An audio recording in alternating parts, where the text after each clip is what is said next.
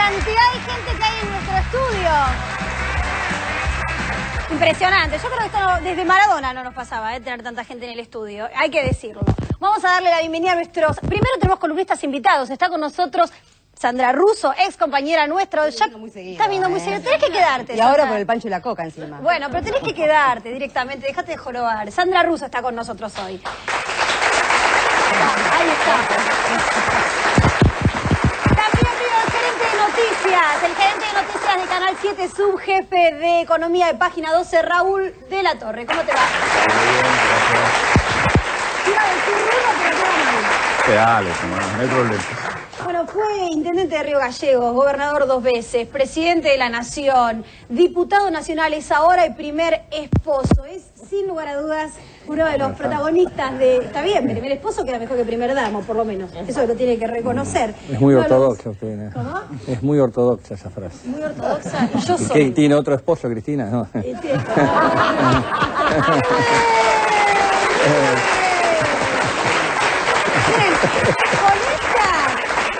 esta respuesta se presentó solo. Néstor Kirchner está con nosotros hoy.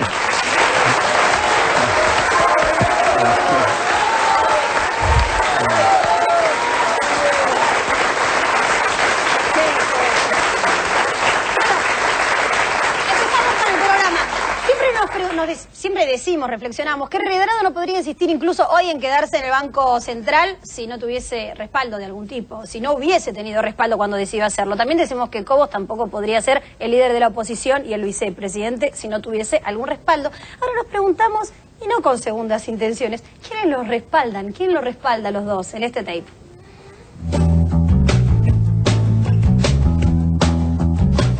Cobos, la oposición y Clarín. Miradas al Sur, domingo 24 de enero. Entrevista, Carlos Kunkel. Mañeto es el consejero de Cobos. Los hijos de la señora Herrera de Noble son nuestros hijos. Lo que ocurre en TN es una maravilla. La mitad de la pantalla se la han dejado a Redrado, convertido en un héroe especialísimo para TN en estas horas. Y los políticos de la oposición, es gracioso verlos, están haciendo cola. Sí, sí. Pero esto de hacen cola para pegarle al gobierno... Acá se cumple. Se está cumpliendo, porque estaba hablando Gil Lavedra. Detrás de Gil Lavedra, esperando su oportunidad, estaba Prat Gay. Detrás de Prat Gay estaba Pinedo. Martín Redrado, el hombre de la semana, el más buscado. Aquí le preguntamos todo lo que usted quiere saber. Le preguntamos todo lo que usted quiere saber. Buenas noches. ¿Cómo le va, Gustavo? ¿Cómo está? Bien, muy bien. Gracias por atendernos, doctor. Gracias por atendernos, doctor. Pese al fallo de la justicia, Redrado se comunicó con su canal amigo y le manifestó lo siguiente. Los abogados que patrocinan a Martín Redrado le aconsejaron presentarse mañana a su lugar de trabajo. Sin embargo, el gobierno está dispuesto a que no entre nunca más a su oficina en el Banco Central. Este lunes, junto a sus abogados, intentará traspasar las puertas del edificio ubicado en Reconquista 266 y llegar hasta su despacho. ¿Por qué quiere ir Redrado al Banco Central luego del fallo de la justicia? ¿Querrán armar junto a su canal amigo un pequeño escandalete? Un eslabón más en la operación Redrado Cobos Clarín. Cobos, la oposición y Clarín. Julio Cobos, vicepresidente electo de la Nación, ¿cómo va a ser la convivencia con el peronismo y la integración en este marco de concertación plural que ha llegado al gobierno? Bueno, un marco de convivencia, de madurez política. Obviamente somos parte del gobierno, somos oficialismo y nuevamente apoyar la decisión del gobierno. Quien ejerce la vicepresidencia del país no cumple el rol que le asigna la Constitución argentina. ¿Qué hace un vicepresidente? La idea es que sea una única conducción, obviamente cada uno ubicado en su rol, yo no vengo para competir. Lo que está en la Constitución, No cumple el rol que le asigna la Constitución argentina. Me parece que la situación de Cobos de mantenimiento en la vicepresidencia de la Nación es claramente insostenible y que lo que mejor que podría hacer en beneficio de las instituciones del país es dar un paso al costado. Concertación no es amontonar, es buscar ideas comunes para proyectar un país en serio. Ha llegado el momento de que Argentina sea conducida por una mujer capaz, con compromiso social. Ha llegado el momento de Cristina Fernández de Kirchner. Ella es la que nos va a garantizar y yo haré el aporte que esté a mi alcance. Utiliza ese rol de vicepresidente para obstruir y obstaculizar permanentemente las iniciativas parlamentarias del Ejecutivo. Tema, la 125. Mi voto no es positivo. Tema, el fin de las AFJP. ¿También coincide con el modo en que se practicaron los AFJP? No. ¿También coincide con el modo en que se practicaron los AFJP? No, podría haber sido planteado de otra manera. Tema, el fútbol para todos. Es una ruptura entre dos partes privadas. Me parece que no es prudente, ¿no? Tema, la ley de democratización de medios. Qué bueno sería que esto se postergara para que se lo resolviera el Congreso nuevo. Es un bien el acceso a la información y la libertad de expresión. Por ahora no va encaminado en ese sentido. ¿Estaba, por ejemplo, en la plataforma de la fórmula Cristina Cobos esta ley? Me parece que no. Me parece que no. A ver en internet, Frente para la Victoria. Plataforma electoral. Nueva ley de radiodifusión. Ahí está. ¿Estaba, por ejemplo, en la plataforma de la fórmula Cristina Cobos esta ley? Nueva ley de radiodifusión. Ahí está. Tema, el fondo del Bicentenario y el atrincheramiento de Redrado. Yo estoy actuando de buena fe, poniendo lo mejor de mí para destrabar una situación complicada, innecesaria. Ha llegado el momento de Cristina Fernández de Kirchner. Ella es la que nos va a garantizar y yo haré el aporte que esté a mi alcance. Somos oficialismo y nuevamente apoyar la decisión del gobierno. Hablando de lealtades y vicepresidentes, miren lo que pasó el viernes en Bolivia en la jura de Evo Morales como presidente reelecto de ese país. Presidente Evo, vienen 5 nuevos años y le prometo, presidente Evo, lealtad. Lealtad a este proceso. Aquí tiene a un revolucionario. Para ayudarlo, presidente, para estar junto a usted, junto con usted. ¿Qué es lo que más te entusiasma de Kirchner a vos? Los enemigos.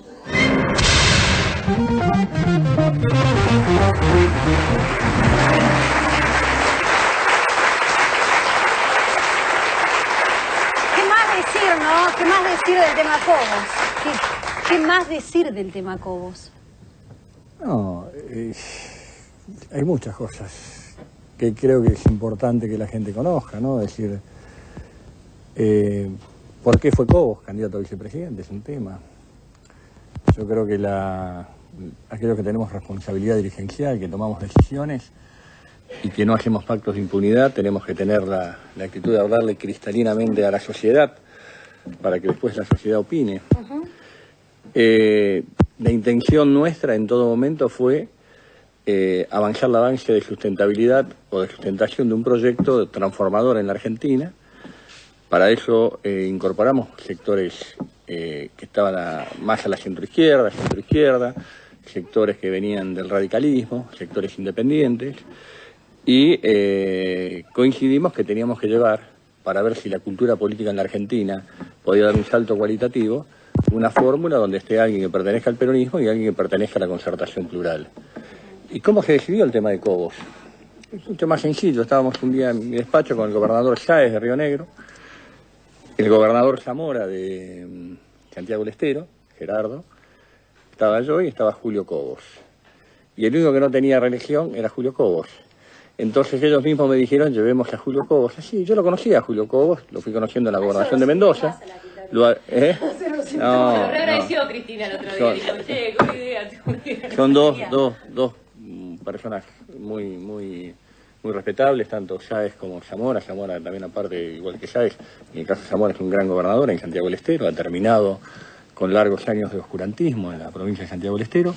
Y coincidiendo en las ideas, coincidiendo en el proyecto, bueno, dijimos que vaya, ahí en ese momento se decidió que podía ser Cobos, se la consultó a la presidenta, ella también con amplia generosidad dijo que bueno, que le parecía que está bien que vaya. Yo lo conocí a Cobos, de Mendoza, de que lo ayudamos. Sabemos la gobernación, los mendocinos saben la gobernación que hizo Cobos.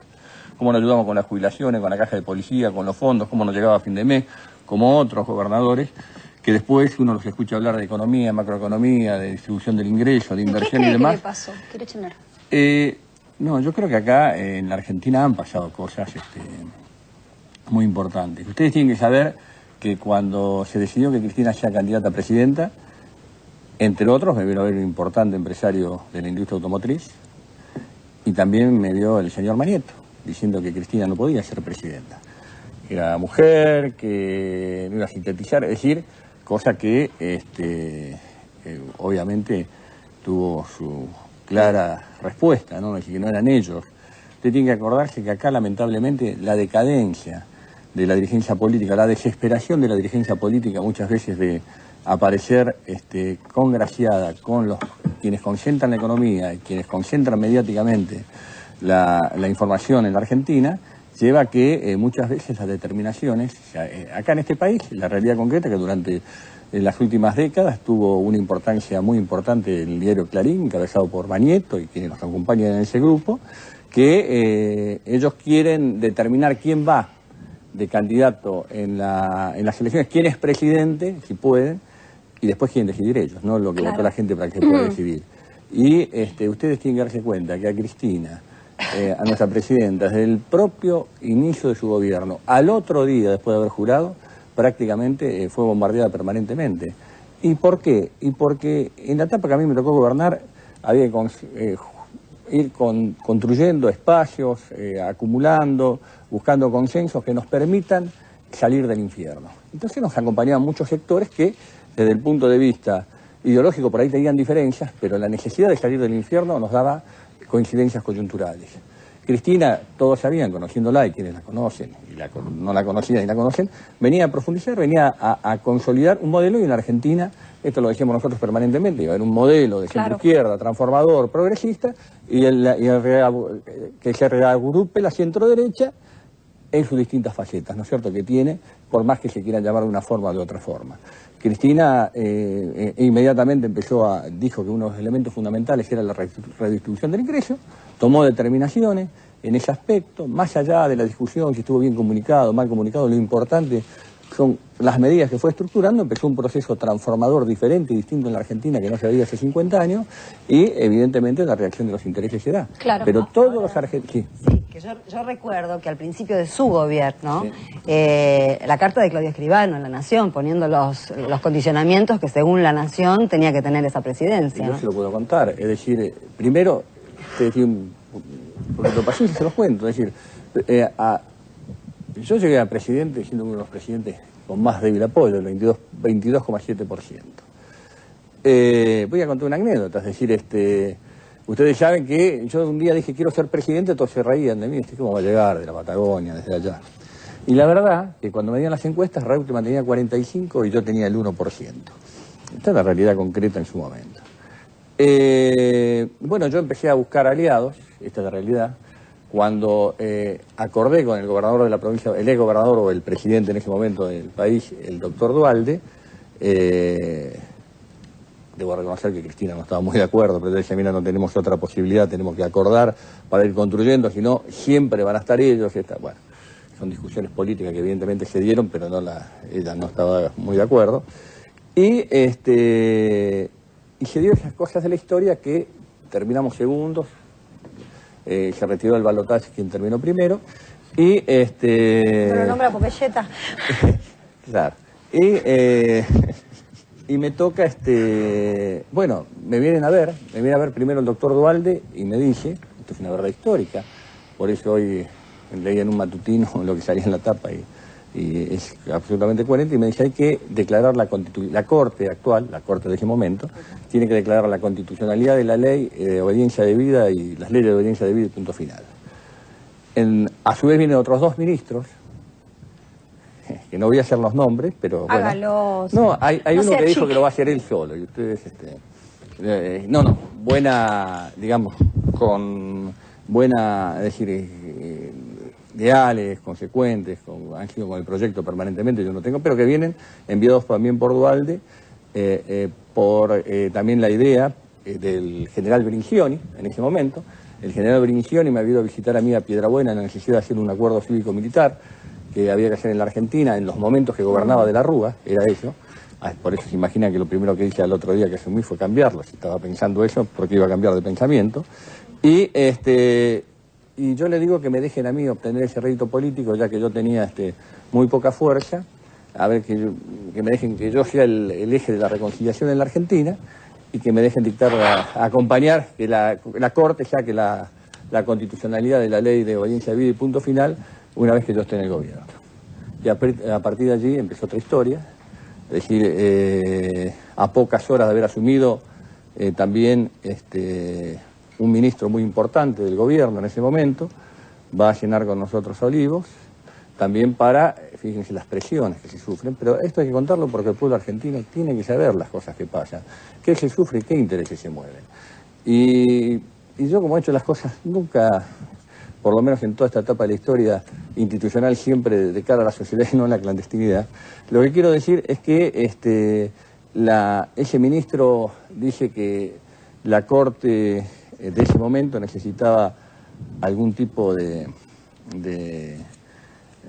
acompañamiento, de soluciones para que no declaren, que no caiga en la especificación de la economía. Fíjense ustedes, ley de obediencia de vida y punto final, cómo de entrada apenas empezamos el gobierno. El tema de la dolarización nuevamente de la economía, que era el fin del gobierno. Fueron las dos primeras presiones que tuvo cuando, antes de asumir o apenas asumió. Y ahí, pero les cuento, estábamos sentados, estaba el ministro, estaba Cristina, estaba yo, acá estamos sentados en Olivos, y al César lo que es del César. Y me mira Cristina fijamente y me dice, me parece que ya sabes cuál es el camino que tenés que seguir. Con absoluta claridad, la firmeza de empezar el famoso juicio a la Corte para empezar a construir las bases de una justicia independiente. Y en esos momentos yo era el chirolita de Duhalde, el chirolita de Cristina, en esto ¿se acuerdan ustedes cómo era, cómo se trabajaba para desgastar la figura en ese momento de quien me tocaba ser presidente? Obviamente que yo, mi compañera de toda la vida, militantes juntos y demás, coincidimos plenamente, más otros muchos compañeros y amigos, y empezamos el famoso juicio el camino a la juicio de la Corte Suprema, punto suspensivo, pues no vamos a nombrar la elección. Bueno, paremos un cachito. Estamos en el 2003. Orlando, ¿vos querés agregar algo? Perdón. No, lo que puedo contar es que la traición, la deslealtad, forma parte de la condición humana, desde el amor, en la amistad. ¿Es previsible o es sorpresiva la traición?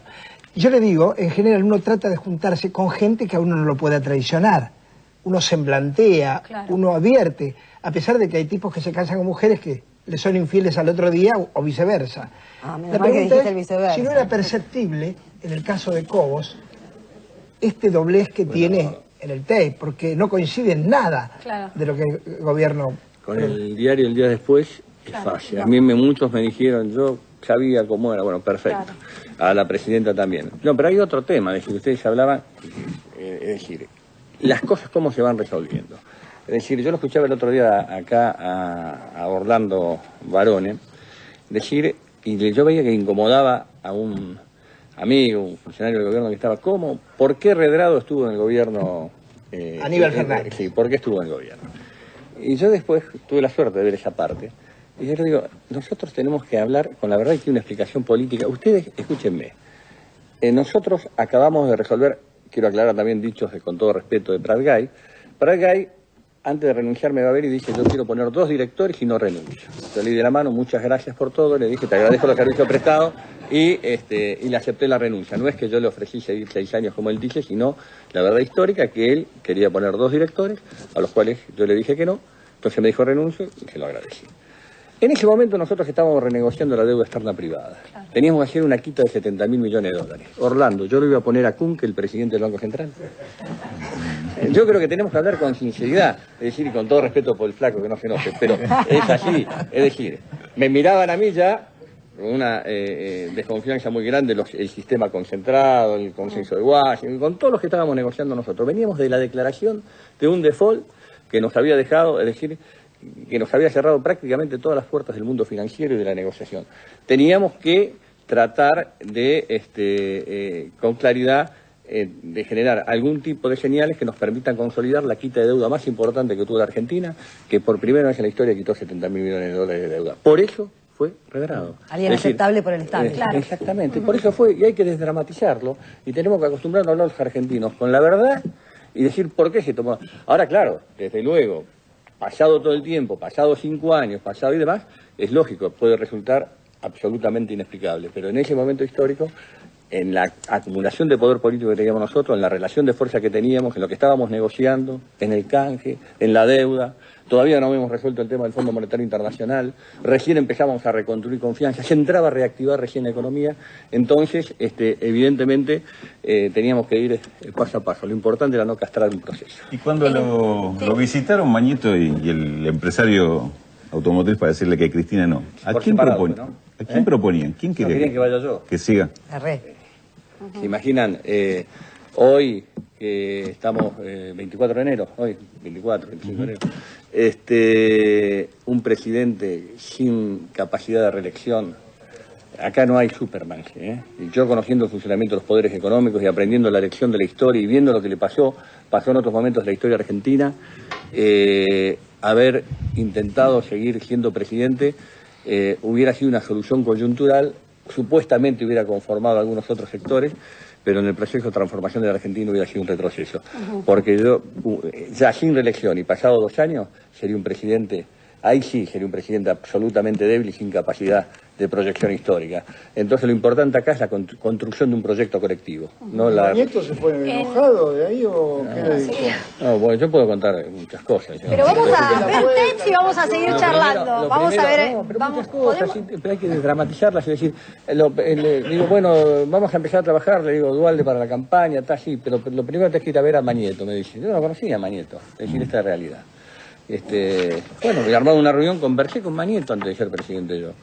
Y también, bueno, cuando quieran decir lo que hablaban de Telecom, todo, es decir, yo creo que cuando hablan de la sociedad, de los sectores de la oposición, del vicepresidente y de Mañeto, conspirativa es absolutamente real. Ellos tienen que revertir la ley de medios audiovisuales, ellos tienen que consolidar la iniciativa política, ellos tienen que conspirar, derrocar o quebrar políticamente al gobierno. No tengan duda, es así. Porque tiene intereses superiores, no los intereses de los argentinos. Justamente sobre lo que estaba hablando acerca de Telecom. Nos preguntamos en el siguiente tape, ¿qué relación tiene la relación justamente conflictiva, obviamente, entre Clarín y el gobierno con la nueva noticia de Telecom? Fijémonos cuál es la respuesta. Telecom y la relación Clarín-gobierno. El clarinete dulcemente toca dúo a dúo el clarinete dulcemente toca dúo a dúo acá. Y Clarín tiene esa política. Clarín te dice, escucha, Clarín te dice, mira, va al gobierno y le dice, quiero comprar Telecom. Y lo miran fijo. Quiero comprar Telecom. Mire, yo no, hágalo, siga las reglas del capitalismo competitivo para comprar Telecom. Y tácitamente no está dicho, no me ayudás, no me favoreces, no me empujás, ya vas a ver. Y ahí empieza, ¡pam! La presidenta Cristina Kirchner salió duramente a criticar al campo. Si así va a seguir gobernando la presidenta de la República, no vamos a ir bien. Quiero comprar Telecom. No me ayudás, ya vas a ver. Estrategia del gobierno. ¿Hasta dónde, hasta cuándo puede llegar? No hay elementos hoy para ser optimista. No hay elementos hoy para ser optimista. No me ayudás, ya vas a ver. Ley de medios CAP. El tema ley contra los medios. Esto parece el suicidio de la Argentina. Hasta el próximo jueves, muchas gracias. Ahí te dice, mira, va al gobierno y le dice, quiero comprar Telecom. No me ayudás, no me favoreces, no me empujás, ya vas a ver. Y ahí empieza, Clarín.com. Dura carga de Néstor Kirchner contra Clarín y sus periodistas. Utilizó el diario una vez más al ya clásico término crispado. En un tono crispado, también acusó a los periodistas que tratan de mostrarse como intelectuales. Será interesante mostrar las declaraciones de Kirchner para juzgar, alejados de cualquier manipulación, el tono y el contenido. Decía, es difícil la Argentina. Decía un amigo periodista, el otro día me cargaba Cristina, Pasquini Durán. Decía, a mí me gustaba más el Kirchner que Tac. Y yo miraba la mano del otro lado y decía, no, ese está crispado. Vieron que ahora la palabra es crispado. Qué difícil todo, ¿no? Sería bueno una mirada introspectiva de ustedes acerca de las cosas que se escriben, que se dicen con absoluta libertad. Y estoy dispuesta a morir para que sigan escribiendo las mismas mentiras que escriben todos los días en su diario con la misma libertad que lo hacen siempre. Porque nunca estuvimos con ningún gobierno militar. Durante los primeros años de la dictadura, Ernestina Herrera estrechó lazos con los militares y empezó a consolidar el poder del diario. Las páginas de Clarín reprodujeron fielmente los comunicados oficiales que disimulaban los secuestros y los asesinatos bajo el eufemismo de enfrentamientos. Porque nunca recibimos ninguna empresa de un gobierno militar. El apoyo de Clarín a la dictadura se vio compensado, entre otros negocios, con papel prensa. Fueron socios del proceso y además tomaron una empresa como papel prensa sin tener participación alguna, directamente desde afuera hacia adentro. Yo los vi a los militares vestidos de militares, a los civiles vestidos de civiles y a los señores de los 3 grandes diarios de este país saqueando una empresa, los mismos que pactaron con los militares, que hoy con algún artículo que rememoran se disfrazan de progresistas. Porque nunca hemos recibido nada de los militares, porque estamos seguros de quiénes somos, de lo que tenemos, de nuestros hijos. Perfil, sábado 23 de enero. Las adopciones de la dueña de Clarín denuncian que fue irregular la toma de muestras de ADN a los hijos de Noble. Técnicos del Durán testimoniaron que la policía demoró allanamientos. En el caso de Clarín, la dueña, la señora Herrera de Noble, esta señora tiene 2 chicos que todavía estamos esperando que la justicia actúe como corresponde para saber si no son los nietos que estamos buscando. Está probada la irregularidad del procedimiento de las adopciones. Porque estamos seguros de quiénes somos, de lo que tenemos, de nuestros hijos, de quiénes somos y podemos hacerlo frente a todo el país y a todos los argentinos. Seguramente los accionistas de la empresa en la que usted trabaja no pueden hacer lo mismo. Lo que ha pasado con Clarín es una cosa increíble. Realmente es difícil de entender que un medio con el poder que tiene Clarín, con todos los medios que tiene Clarín, Canal 13, Radio Mitre, TN, etcétera, digo Clarín porque es lo más visible, no son los únicos, porque también está la gente de Canal 2, etcétera, pero quiero decir que es un foco opositor al gobierno, lo cual no quiere decir que el gobierno esté haciendo todo bien. De la misma forma de que nadie hace todo mal, nadie hace todo bien tampoco. Pero no reconocer lo que ha hecho el gobierno a lo largo de los últimos 5 o 6 años, y estoy involucrando el de Néstor Kirchner también, me parece que en alguna parte es muy injusto.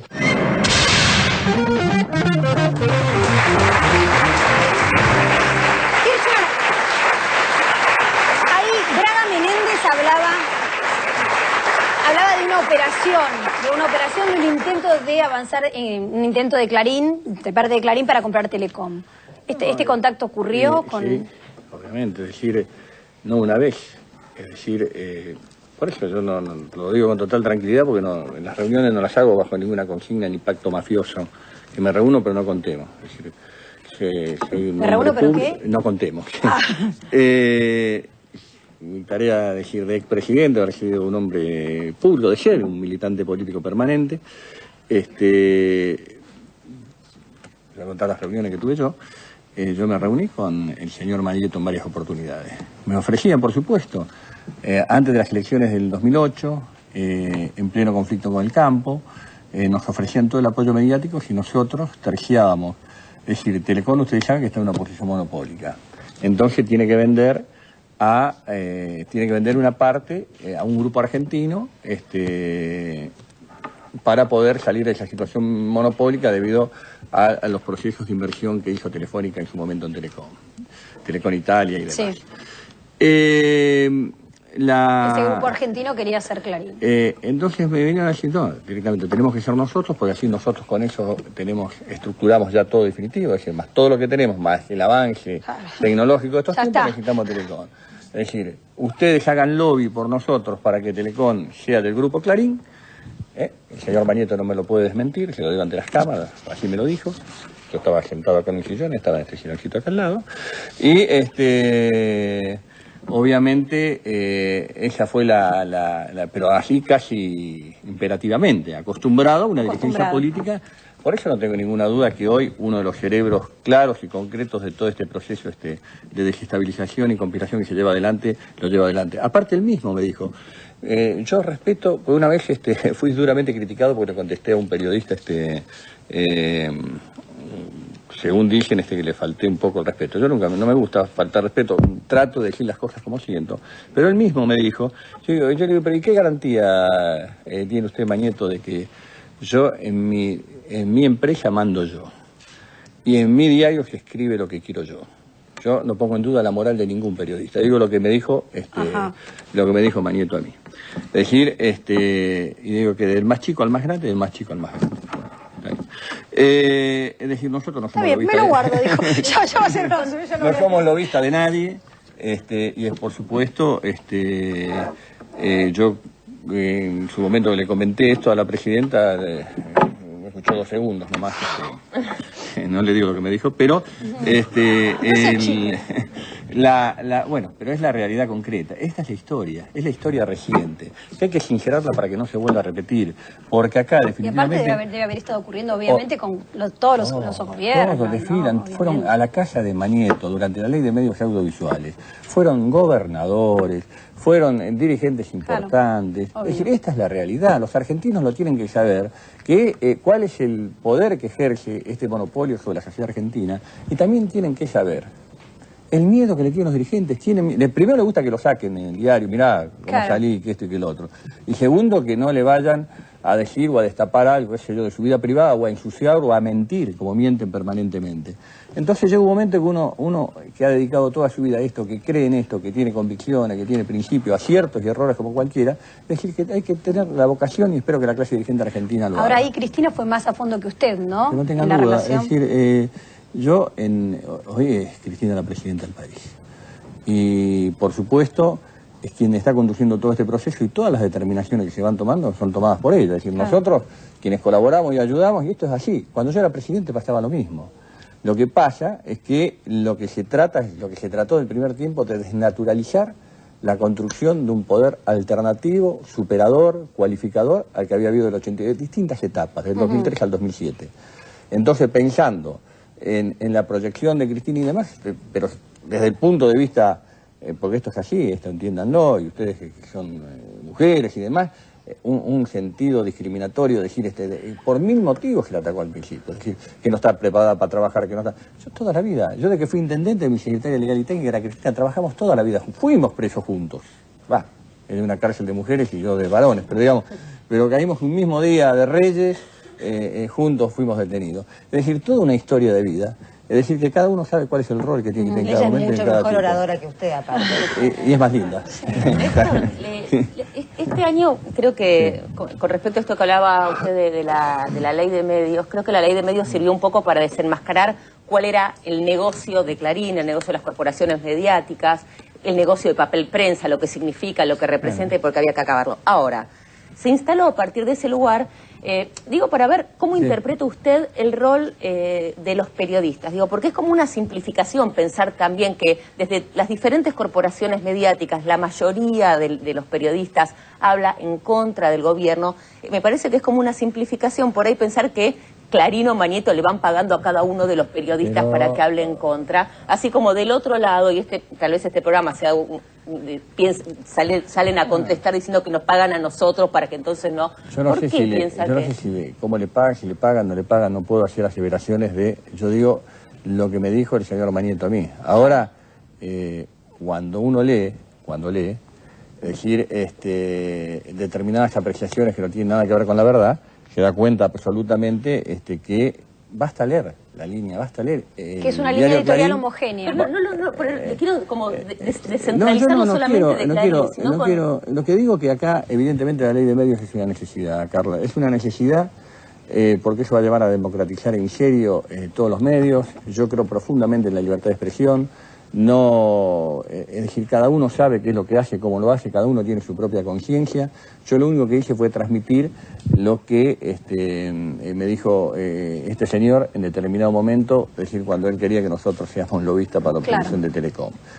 Y también, es decir, porque además la Argentina, fíjense ustedes que cuando la presidenta toma la determinación de crear el Fondo del Bicentenario, un fondo, es decir, que es central y esencial para la economía argentina, también cuando ellos se dan cuenta que esto va a profundizar la gobernabilidad, va a profundizar la inclusión, va a profundizar el modelo productivo y va a permitir el desendeudamiento de los argentinos, evidentemente también lo tratan de salir a atacar porque significa la consolidación definitiva de un modelo, o la profundización de un modelo. Justamente tenemos un tape de eso.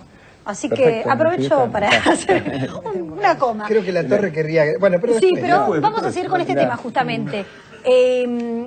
Me dicen varones, ¿vos querías decir algo? No. ¿Tenés alguna comunicación intergaláctica con la gente de control? Tal vez lo que quería decir es... tenemos, los periodistas tenemos una formación y los ciudadanos también, acerca del poder tiene cosas que no puede contar. Porque tampoco se puede contar todas las cosas que ocurren en la casa, hacia afuera, no sé, en la relación humana. Pero esto que usted está contando acá, si uno lo hubiera sabido oportunamente, ¿no cambiaba la relación de fuerzas? Bueno, en una Argentina consolidada, sí, usted tiene que fijarse que en el 2001, la playa más grande que yo vi en mi vida fue la del 26 de mayo del 2003, Orlando. Salí afuera, fui. Gente llorando, desocupados, habían perdido sus ahorros por el corralito, es decir, miles y miles de argentinos que demandaban soluciones urgentes y rápidas. Y teníamos una debilidad objetiva e intrínseca para ir construyendo. Nosotros teníamos que marchar sobre olas muy fuertes. Muy fuertes, y a veces uno tiene que ir priorizando lo que yo cumplo con mi deber histórico de contarlo. Es decir, porque nunca hice ningún pacto de silencio. Es decir, contar cómo se fueron dando muchas cosas, porque si no después no se entiende. Es decir, hay cosas que no se entienden, entonces el deber de a quién le tocó vivir un momento determinado de la historia argentina en un determinado lugar, por respeto a los ciudadanos argentinos, es contarla tal cual fue. Después está la cuestión valorativa, obviamente. Usted estuvo mal, estuvo bien, lo tiene que haber hecho antes, lo tiene que haber hecho después. Lo que pasa es que uno va valorando cada instancia y cada coyuntura en el momento que le tocó vivir, ¿no? Simplemente una cosa cortita. La cultura de la impunidad, y sobre todo lo que tiene que ver con los contratos de los servicios públicos, privatizaciones, debe haber existido siempre en Argentina, y así hubo empresarios que se creían que así se hacían negocios, yendo a ver al presidente y presionarlo por el lobby. Claro. Ahora, también él creo que es la primera vez, digamos, a propósito de lo que le preguntaba Orlando, es la primera vez que un expresidente cuenta estas cosas. También. Sí, estaba pensando en eso. Y así como, y otro apunte, Cobos cuando se opone, no se opone a temas al azar, se opone a temas que tienen que ver con factores de poder, con intereses de factores de poder. Y queda claro también con estas reuniones retenciones, que cuenta, digamos, temas que afectaban directamente a sectores de los grupos de poder, ¿no? Digo que queda claro también con lo que cuenta Kirchner dónde está el poder realmente, ¿no? Porque muchas veces ubicamos el poder dentro del gobierno de turno o en el grupo de impunidad mediática. Y es importante, bastante importante esa definición que usted hace en este momento es excelente. Es excelente, y responde un poco acá a lo que decía Orlando, es decir, ¿dónde está el poder? Es decir, porque la dirigencia política, cuando uno gana una elección tiene la iniciativa política, entre comillas, ¿no es cierto? Ahora, si ustedes van a mirar el 2003, ¿dónde estaba el poder? No, ¿Quién eran estos? En esa reunión, yo no me ofendo. Un presidente recién asumido y el dueño de multimedia más importante del país pidiéndole determinada operación o favoritismo en determinada negociación. ¿Dónde está el poder en esa reunión? Era un pingüino que había venido del sur, que no tenía poder, que no tenía mucha relación con los factores de poder, que era una Argentina que estaba desarticulada, anarquillada, donde las bandas financieras hurgaban y donde era un país que estaba quebrado, la habían quebrado en la fe. Era muy difícil, uno tenía que ir marchando sobre un hilito muy fino. Pero es muy bueno que hablemos de todas estas cosas. Los argentinos las tenemos que hablar definitivamente, porque eso nos va a permitir construir un proyecto progresista en serio. Cuando se habla de la deuda, la torrencial, cuando se habla de la deuda, dicen la deuda ilegítima. Es verdad que hubo deuda ilegítima en Argentina. La estatización de la deuda que hizo Cavallo, como ser la deuda privada antes de en plena dictadura militar cuando fue al Banco Central. Año 82. Pero ¿quién legitimó la deuda en la Argentina? El primer gobierno constitucional del 83, y no le hago una imputación. Es decir, fueron a negociar con el Parlamento argentino y los sucesivos gobiernos con los presupuestos que fueron... y todos los diputados que votaron los siguientes presupuestos. No hay que buscar coartadas o atajos para no definirse sobre temas de actualidad, diciendo ahora vamos a hablar de la deuda ilegítima. Nosotros ahora lo que tenemos que hacer es consolidar las posibilidades que la Argentina se vuelva absolutamente viable. Y ahí es donde vienen las determinaciones. Y esto me da pie para pasar al siguiente tape, finalmente. Redrado insiste en quedarse en el Banco Central. Hablamos de eso, de la judicialización de la política en el siguiente tape. Redrado, la judicialización de la política y el Fondo del Bicentenario. ¿Alguna vez la justicia se expidió o tiene la misma potestad que el Ejecutivo de decidir cuándo un tema no, ninguna potestad. La justicia no, ahí parece la intromisión, yo digo, se entromete, se mete en una situación horrible, es un desastre lo que ha sucedido. Porque la doctrina pacífica ha sostenido que antes de que tuvieran rango constitucional los decretos de necesidad de urgencia, también llevaban la conveniencia. ¿Y en cabeza de quién está esto? Solamente de la Presidenta de la Nación, es la que comprende la necesidad y la urgencia. Esto de judicializar la política, yo creo que es empobrecer la política, porque es como quererle decir a un juez lo que uno, por intermedio de los votos o por intermedio del debate político, no puede decir. Es decir, cuando yo no estoy de acuerdo con un político, le pido a un juez que diga lo que pienso yo en lugar de decir lo que dice el otro, ¿no? Está en línea con nosotros Miguel Ángel Pichetto. Hay dos fallos y hay dos situaciones. Una es el tema del Fondo del Bicentenario. Me parece que es un hecho grave, implica un avance muy fuerte con atribuciones propias y específicas que son del Poder Legislativo. La emergencia, la urgencia de un decreto de necesidad y urgencia solamente puede ser valorado por el Parlamento. Estamos en un momento de la Argentina muy complicado donde aparece a pleno algunos sectores que conforman parte de lo que podría llamarse el partido judicial, que irrumpen y deciden sobre materia económica sensible que no comprenden. Y el otro fallo es que Redrado está fuera del Banco Central. Bernard Shaw decía que cuando un hombre estúpido se avergüenza de lo que está haciendo, siempre dice que cumple con su deber, con lo cual llegué a la conclusión que estaba en presencia de un estúpido y pretendía yo que cambiara su visión. Siempre el ofrecimiento era el mismo. Volvamos al statu quo anterior y yo me quedo. ¿Sabes por qué se quería quedar? ¿Sabes cuánto gana Redrado vos? No. 68 lucas por mes. El doctor Eduardo Barcesata, abogado, denunció penalmente a Martín Redrado, lo acusa y pidió que se lo investigue por malversación de caudales públicos, también por enriquecimiento ilícito. El 19 de enero del año pasado, el Banco Central adjudicó la contratación de la compra de diarios, revistas, suscripciones a Internet y otros objetos coleccionables por 2,2 millones de pesos.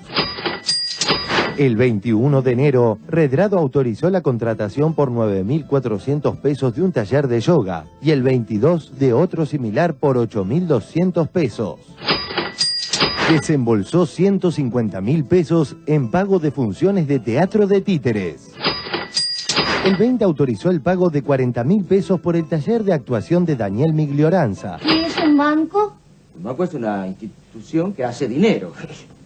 Para los clientes. No, para el mismo banco. Sí, que vivo, pero cuando te pasan un aviso por la tele no te dice que lo hacen para ellos. No, claro, pero no, porque es de mal gusto. ¿Cómo van a decir, por ejemplo, mire, deposita en este banco porque nosotros que somos los capos y directores de este banco queremos seguir forrándonos de guita y mandarla toda a Suiza? No puede. Otro profesor de teatro fue contratado el 28 de abril por 8.400 pesos. Al día siguiente amplió en 139.000 pesos la compra de diarios, revistas y suscripciones a Internet. El 4 de febrero compró por 106.865 pesos un auto Passat azul. Hombre previsor, el 14 de mayo desembolsó 98.046 pesos con 30 centavos para blindarlo. Para llegar bien preparado a los encuentros internacionales de banqueros a los que por entonces podía concurrir sin autorización del directorio, el 29 contrató un taller de tango por 6.500 pesos. ¿Cómo viste vos toda esta saga, desde que comenzó en este cortocircuito entre el Banco Central o Redrado y el gobierno hasta ahora, ¿no? Todas estas idas y vueltas. Y en principio lamento que no me haya llamado a mí para que le dé clase de teatro.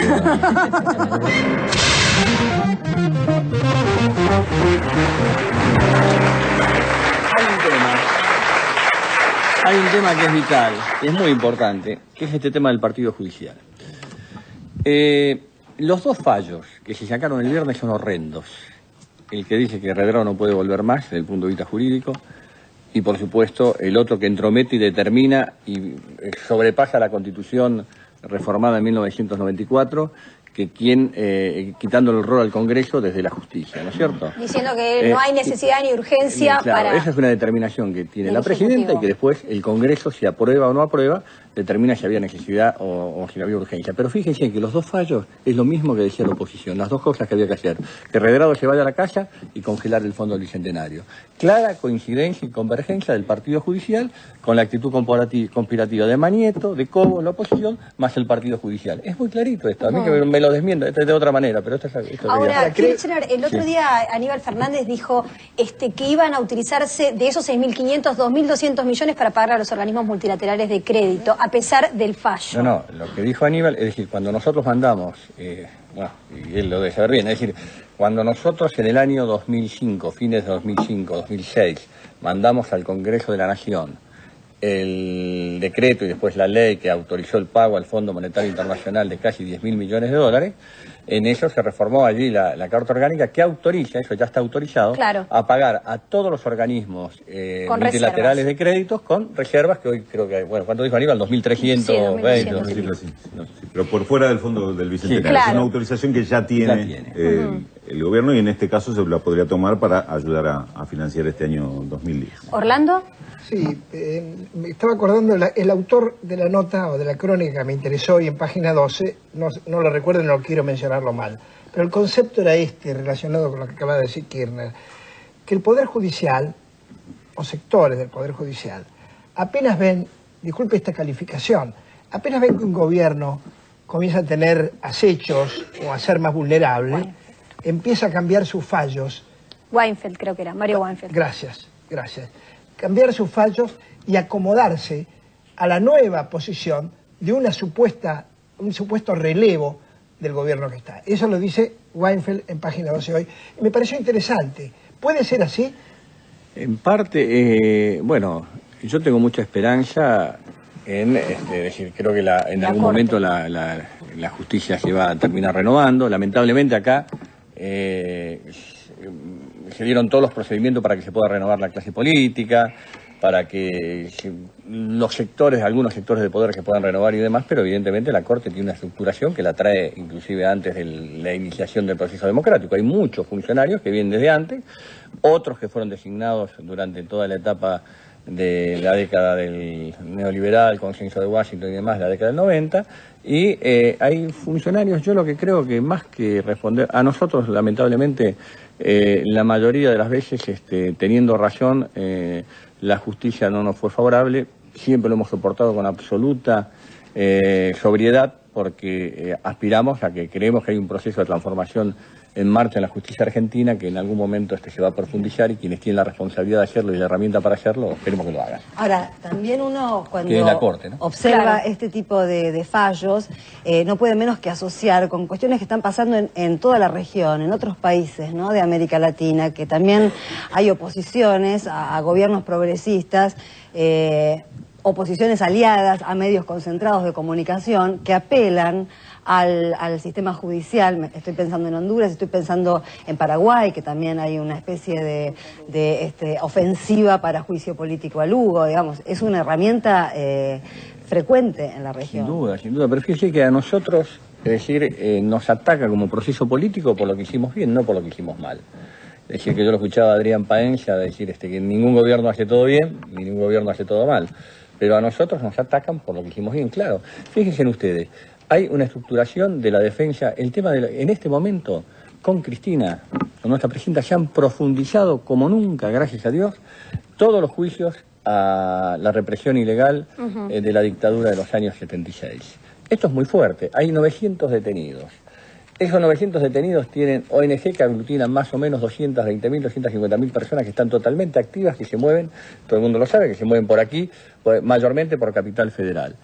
Es decir, entonces fíjense ustedes, nosotros fuimos y un día el día que bajamos el cuadro Videla no fuimos a bajar un cuadro Videla, fuimos a decir que una etapa se había terminado.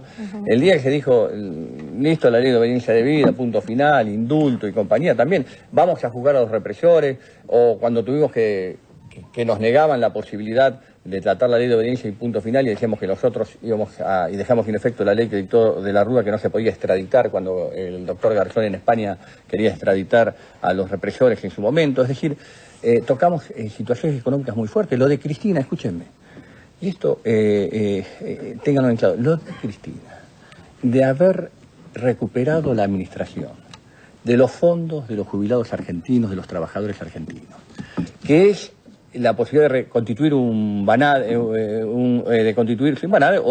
el BNDES de Brasil.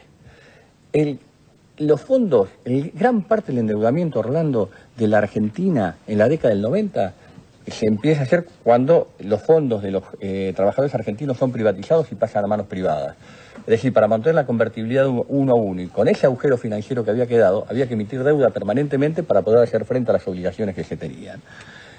La recuperación de esos fondos terminó, es decir, los grupos concentrados de la economía fueron los más afectados, que eran los que disfrutaban de la posibilidad de que se presten a ellos permanentemente estos fondos que ahora pasan a ser parte de todos los argentinos para poder transformar, incorporar. Fíjense que la medida esa que tomó Cristina permitió tomar la medida social más importante de la historia, que la ha tomado ella en los últimos 50 años, que fue las asignaciones familiares universales. Que no importa si lo dijo Juan, Pedro, Andrés, los socialistas, los no socialistas, aquello y demás.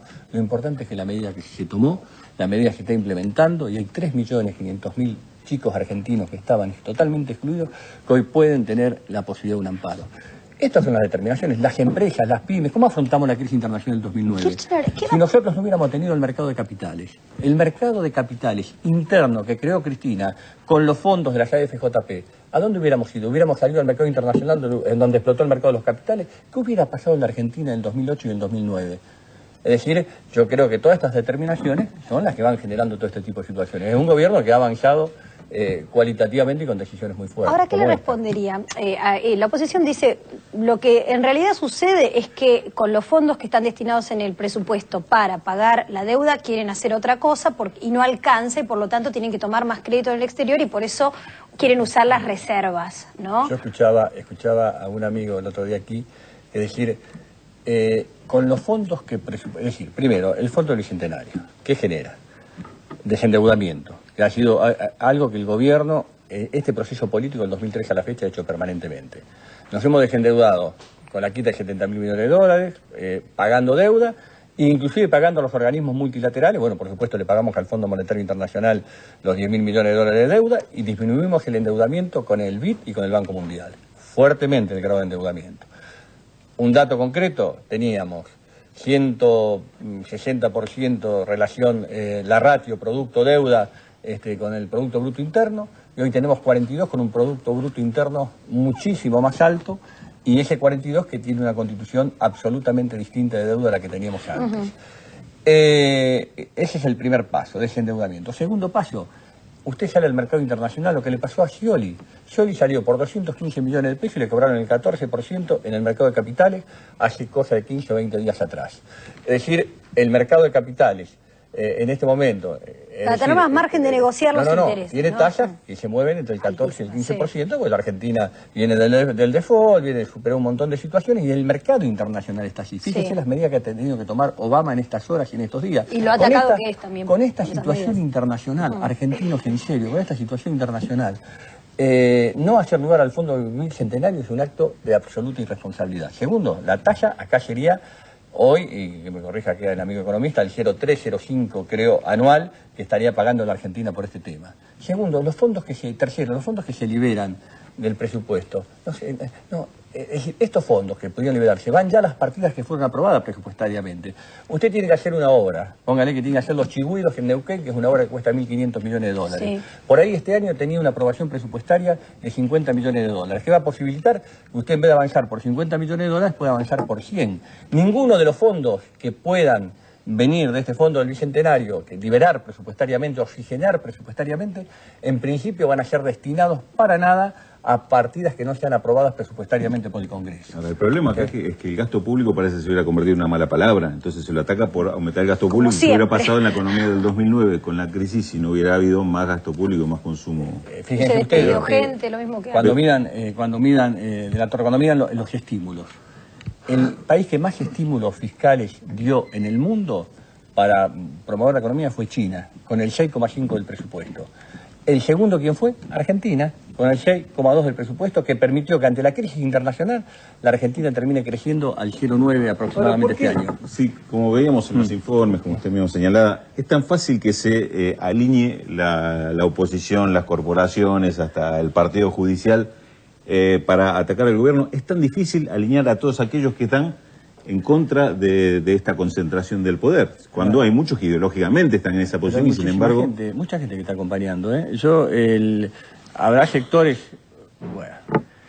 hay algunos sectores determinados que están más preocupados por roles individuales, personales y no colectivos, que no importa, pero en general yo creo que hay dirigentes, mucha gente, muchos dirigentes, muchos sindicatos, muchos empresarios, mucha gente de las pymes, dirigentes políticos, que es muy interesante escucharlos hablar y demás, como escuchamos a Raimundo recién, o a Sabatella, o muchísimos dirigentes más que por ahí no tienen un renombre muy fuerte que están acompañando.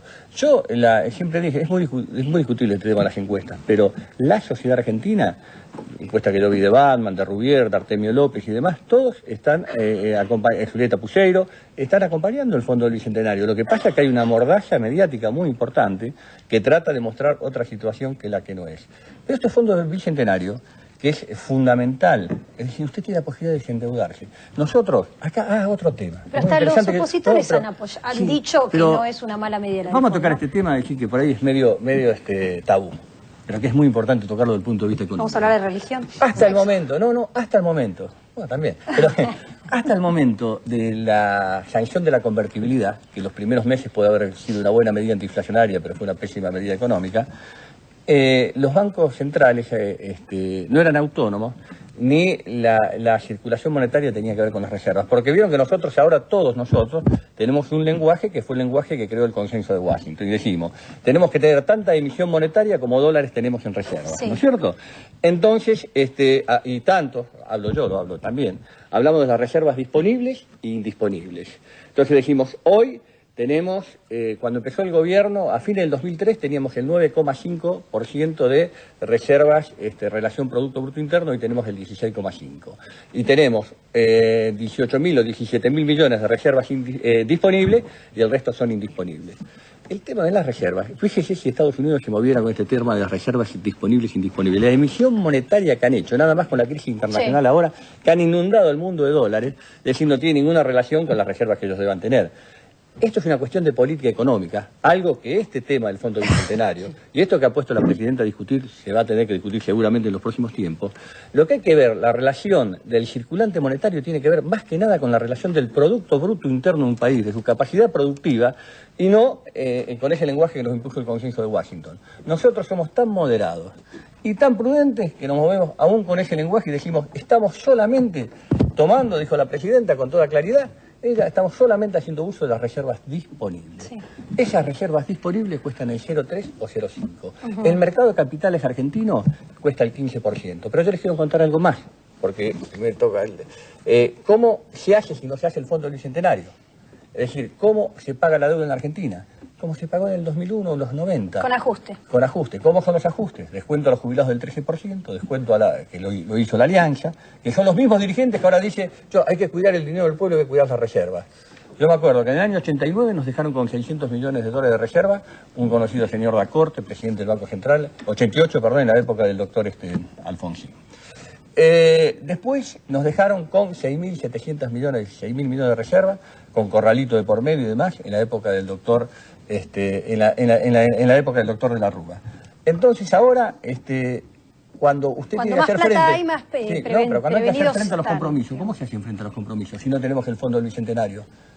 Es decir, otra vez dejamos del lado de la inversión pública o gasto público, como decía aquí él, o nuevamente van a recurrir a las políticas de ajuste que hicieron desde el primer día del gobierno de la Alianza y por supuesto el gobierno anterior que lo llevaron permanentemente adelante. ¿Y no están buscando conscientemente eso?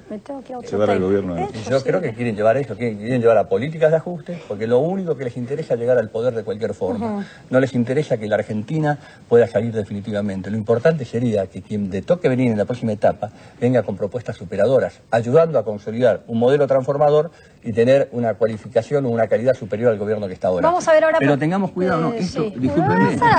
Tengamos cuidado. 10 segundos. No, porque después sabe lo que pasa. La conductora, cuando... Sí, está bien. Sí, ¿Esta es una mesa democrática o...? Bueno, no, pero termine la frase que ya pasamos. Porque a mí me tocó vivir la plaza el 26 de mayo del 2003. A mí me tocó ver la represión en Plaza de Mayo. A mí me tocó ver a los jubilados cuando les descontaron el 13%. A mí me tocó ser gobernador cuando llamaban a las provincias para firmar pactos fiscales, con los cuales nos recortaban la coparticipación y nos recortaban los ingresos. A mí me tocó estar cuando nos recortaron toda la obra pública. A mí me tocó estar cuando descontaban a los maestros y a los empleados. Y después me tocó ir a reparar, como presidente, un montón de esas situaciones. Por eso es muy importante que tengamos buena memoria. Me da mucha gracia que hable tan bajo. Muy importante. No, pero es apasionante. Es decir, está bien. Es apasionante, es el país, es el destino del país. No se puede jugar con esto. Esto es lo que yo digo. Es decir, hay cosas que tienen que tener una discusión superlativa. Está bien. Ibas a hacer el chiste de Lilita, que ibas a hacer el chiste. Que hablas despacito, está armando gente. No, claro, nena. Claro. Por favor. Me cortó la respiración. No. Amando gente. Amando.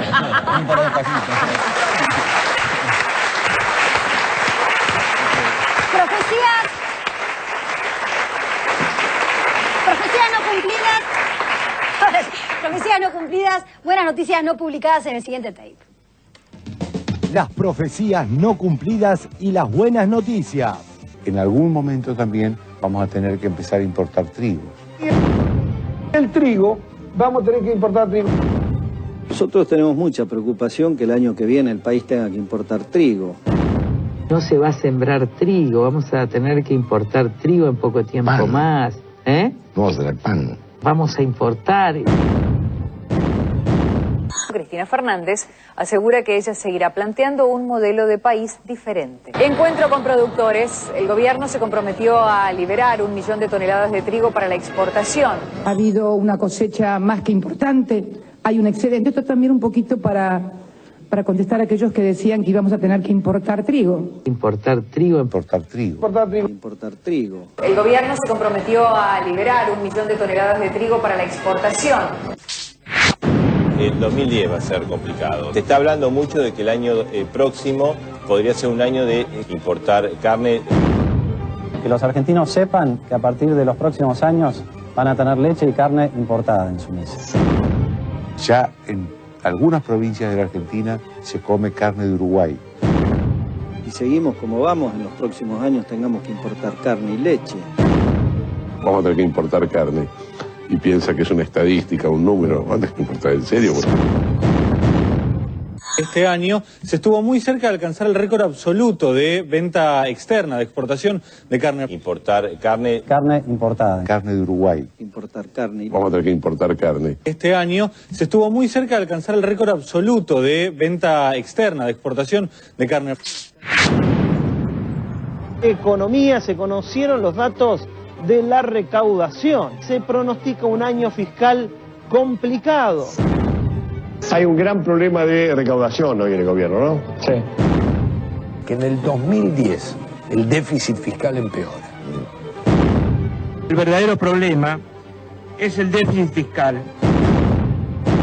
Las cuentas fiscales terminaron el año 2009 con un superávit superior a los 17.000 millones de pesos y en diciembre hubo un ahorro por parte del Estado de más de 5.000 millones de pesos. Un año fiscal complicado. Hay un gran problema de recaudación hoy. El déficit fiscal empeora. El verdadero problema es el déficit fiscal. Las cuentas fiscales terminaron el año 2009 con un superávit superior a los 17.000 millones de pesos. Un indicador que mete miedo. Esta caída estrepitosa en la producción y en la exportación automotriz. Están comenzando desde la industria automotriz a brindarse datos que anticipan que va a ser un año difícil para la economía argentina. Veo un título de Clarín, discúlpeme que defienda la camiseta. Diciembre negro para la industria automotriz.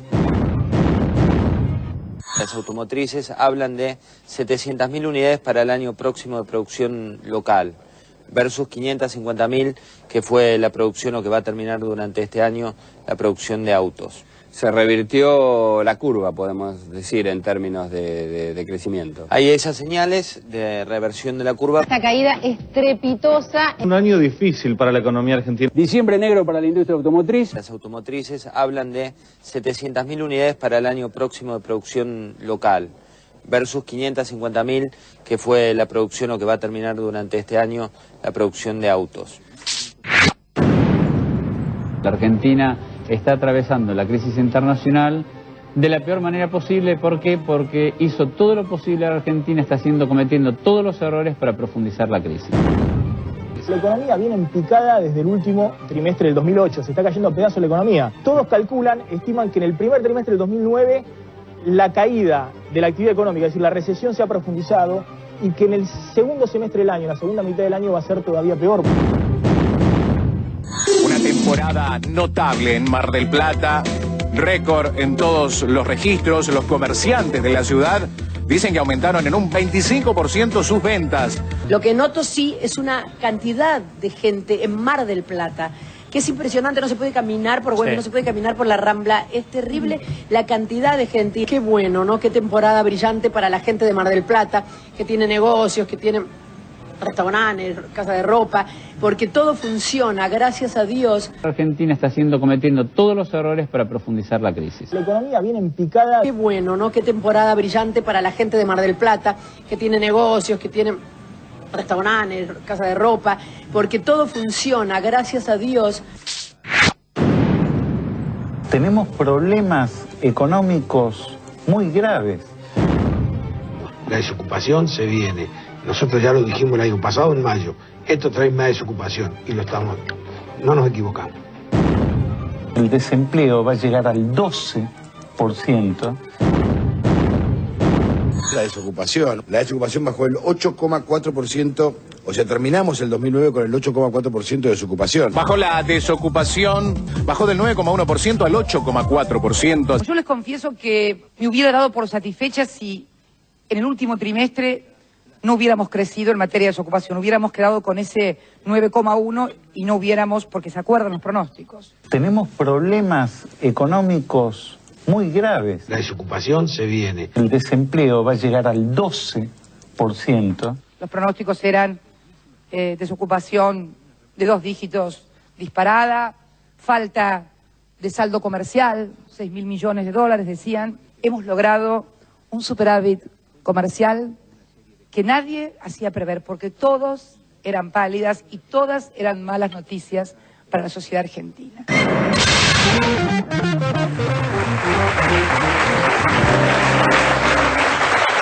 Carla, me parece que durante todo, desde hace un año y medio más aproximadamente, venimos asistiendo a la manera revulsiva en la que los medios nos vienen informando todo lo que no va a pasar o todo lo que no está pasando que sí está pasando, ¿no? Casi como con un engolosinamiento de la mala noticia por dar, incluso a futuro.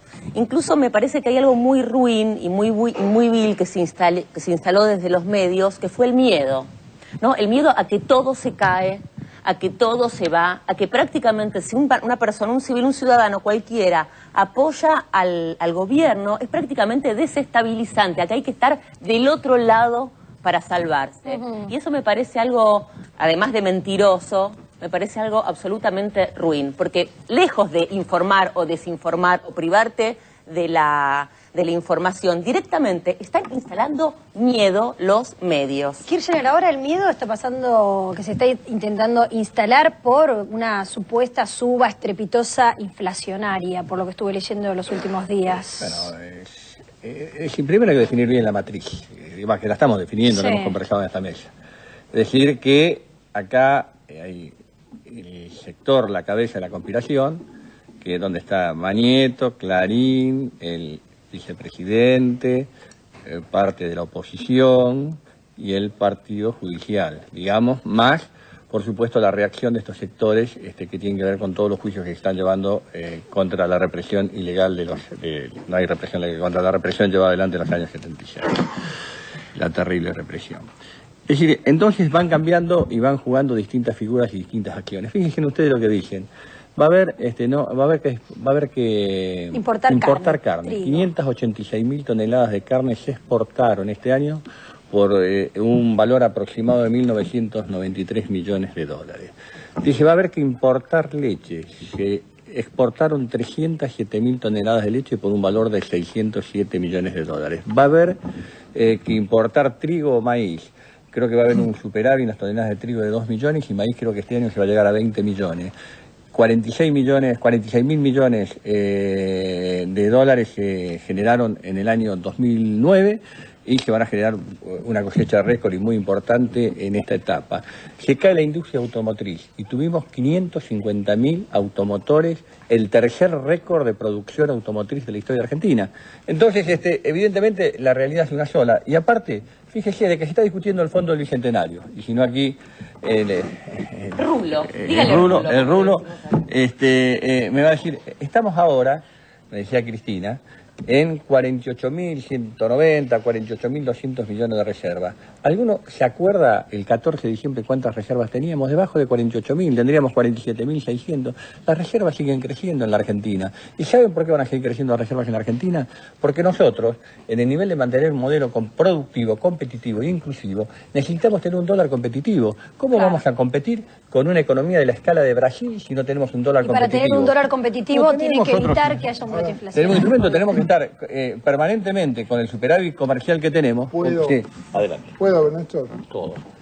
Sí, podés. Yo entiendo que las críticas son complicadas. Es difícil contestar una crítica que se critica al futuro, porque lo que le están diciendo es se va a tirar el vaso. O sea, Carlos, va a venir... perdóname, pero ¿podemos hacer después del corte la pregunta? No, pero voy a tratar de... Ahora vamos al corte, ya volvemos. Se la hago mañana. Ahora lo hacemos.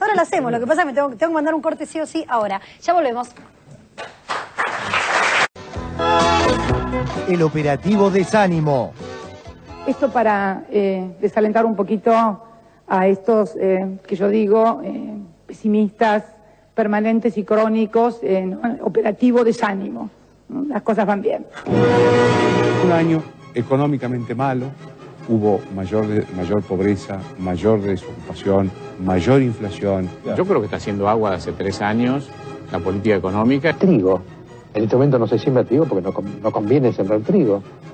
¿Vamos a tener pan negro? La Argentina de 2002, con protestas y más protestas por todos lados, amaga con volver. Gracias, Carlos. Por favor. Alentador. No, y tengo peores noticias para después.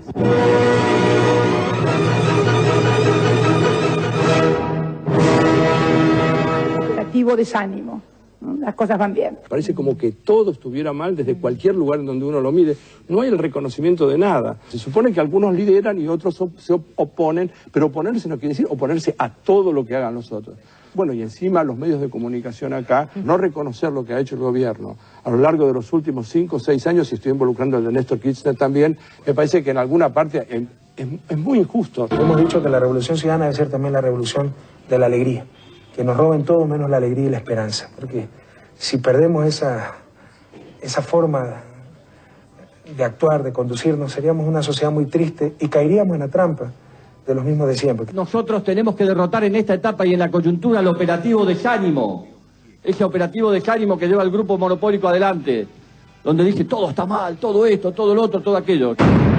Muy temprano, andar por el centro fue un caos. La pantalla dividida en 4, Buenos Aires es un caos. Brasil avanza, la Argentina se estanca. Ese operativo Desánimo que lleva al grupo monopólico adelante, donde dice todo está mal, todo esto, todo lo otro, todo aquello. Si le hubiéramos dado Telecom, de más, aquello y demás, estaría todo bien. Claro. Nosotros no hacemos lobby para nadie. Para ningún grupo económico queda absolutamente claro, pero para ellos tampoco. Que digan lo que quieran, pero el gobierno tiene que gobernar y no hacer lobby para nadie. Quitarnos la alegría nos quitan la motivación, la autoestima. Entonces insistimos mucho en eso, en mantener la esperanza en alto, la autoestima en alto y hacer las cosas con alegría. lindo que es estar en Mar del Plata, en Alpargatas, en Alpargatas. Están viviendo con un entusiasmo, se le nota en la cara. Uno puede leer en todas las personas con responsabilidades respecto a esta ciudad que están... La feliz está más feliz que nunca. Lo único que quiero decir, que no nos quiten la alegría. Que no nos quiten la alegría. Lo que no nos quiten la alegría, pues yo me quedo sin laburo, boluda.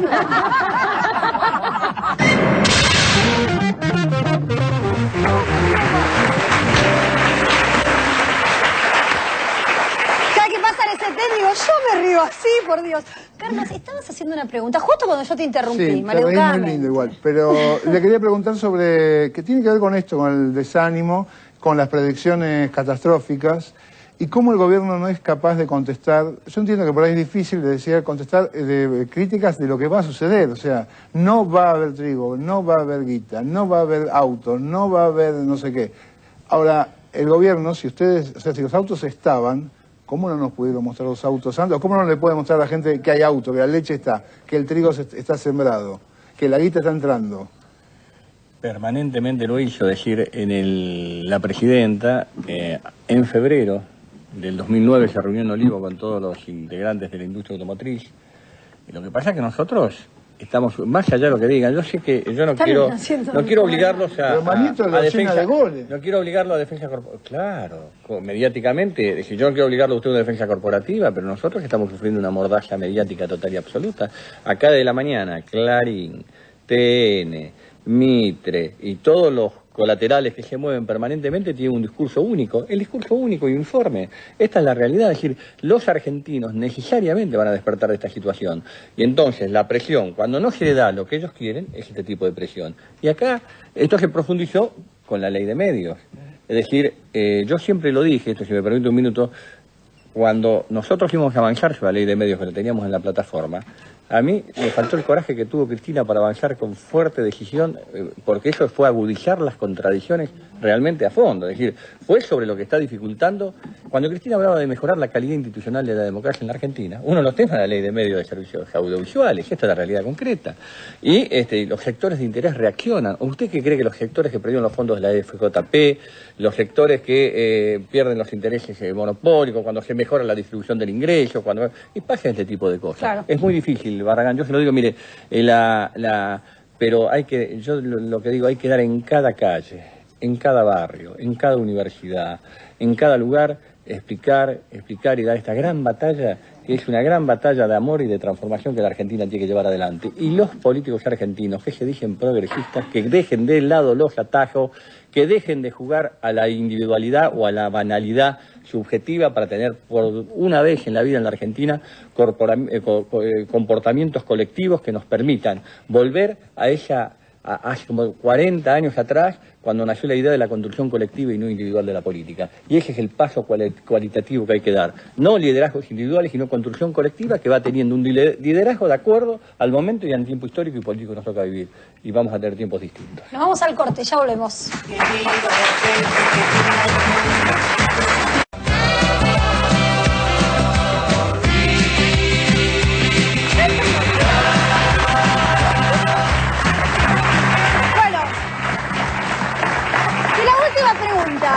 Barone, ¿cómo te sentiste al final? Vino Kirchner, vos dijiste va a ser un desafío que no nos conviene. Desafío Barone. Nos quedaron 114 preguntas. Lo que pasa es que no viene nunca a la tele, nunca tenemos tiempo de preguntarle. Claro, es verdad, nos quedó, fue breve. Estos espacios hay que crearlos. Yo también les quiero decir que no tengo ningún problema porque a los argentinos, la verdad, le hace mucha falta con los aciertos y los errores que tuvimos los hombres y mujeres públicas en cada momento y cada instancia de la histórica. Y no tengo ningún problema en debatir públicamente todos los temas que he expresado acá. Es decir, hay que actuar de cara a la sociedad, sin miedo. Y sé que están haciendo una nueva etapa y un nuevo tiempo. Y esa nueva etapa y un nuevo tiempo lo está liderando una mujer. Y eso es muy bueno para el país. Muy bueno, realmente.